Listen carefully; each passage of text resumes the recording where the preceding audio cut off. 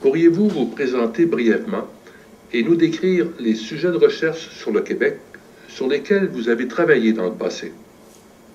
Bonjour, je m'appelle Sayo Kami, je suis chargée de cours à l'Université Sophia, à l'IKYO, à Keio et dans quelques autres. À l'origine, ma spécialité est la littérature française, notamment la poésie visuelle, qui fut mon sujet de thèse en doctorat. Et cette préoccupation pour la forme mixte de l'art m'a ensuite amenée à la danse contemporaine. Et sur ce point-là, Québec est un lieu très unique, important pour ceux qui s'intéressent à la danse contemporaine. Et en 1968, à Montréal, le groupe Nouvelle Ère a été fondé et les danseurs formés au sein de cette compagnie commencent à réussir brillamment à l'échelle mondiale avec leur création chorégraphique très originale. On peut citer à cet égard les noms de Paul-André Fortier, Daniel Léveillé, Édouard Locke, Ginette Laurent, etc. Entre autres, j'ai choisi Édouard Locke, fondateur de la compagnie La La La Human Steps, pour le sujet de mon article publié dans la revue de notre association.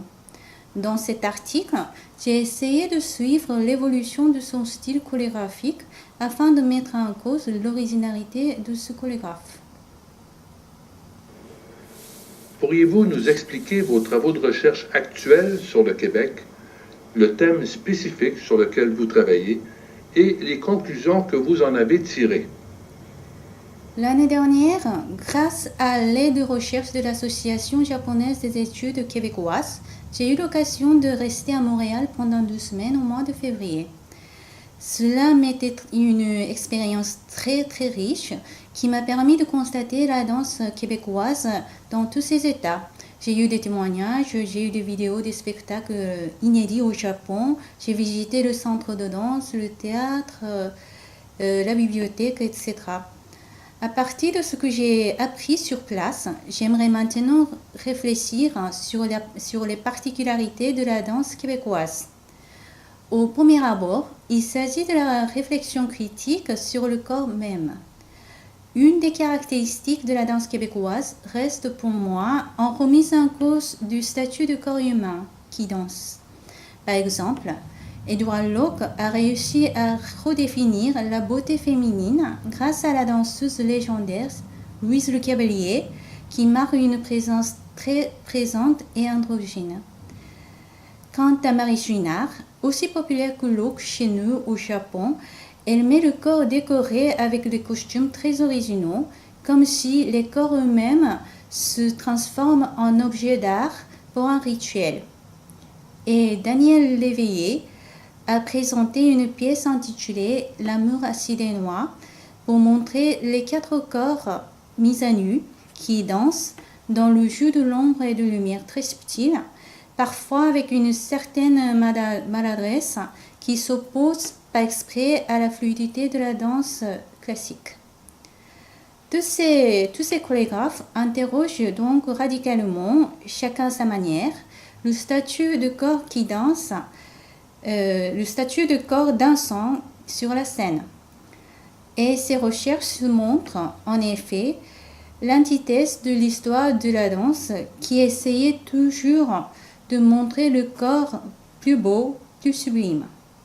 De même, il serait intéressant de voir ce changement de l'objectif esthétique dans le contexte historique du Québec, car il n'est pas en relation avec la modernisation de la société québécoise partant des années 60. Le corps lié à la notion du mal, sous le moral chrétien, commence ainsi à manifester sa beauté en tant que soi, grâce aux expressions innovatrices nées de la rencontre des cultures et des idées différentes au Québec. Quels sont vos prochains projets de recherche et les sujets particuliers que vous aimeriez approfondir sur le Québec? Une autre chose qui m'a intéressée lors de mon séjour à Montréal, c'était le réseau de la danse contemporaine qui anime la création et la diffusion de cet art. À l'université, il y a un cursus pour la formation des danseurs dont les professeurs sont les danseurs expérimentés Cela permet de situer la danse au croisement de plusieurs disciplines universitaires comme la littérature ou les études culturelles pour octroyer au travail chorégraphique une perspective plus large. En même temps, en ce qui concerne la diffusion, il y a un centre de danse tangente qui est très important.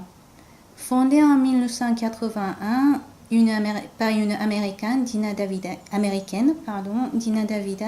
qui était danseuse elle aussi. Ce centre encourage les créations de jeunes talents, fait des efforts scientifiques à travers l'organisation du colloque ou la construction des archives.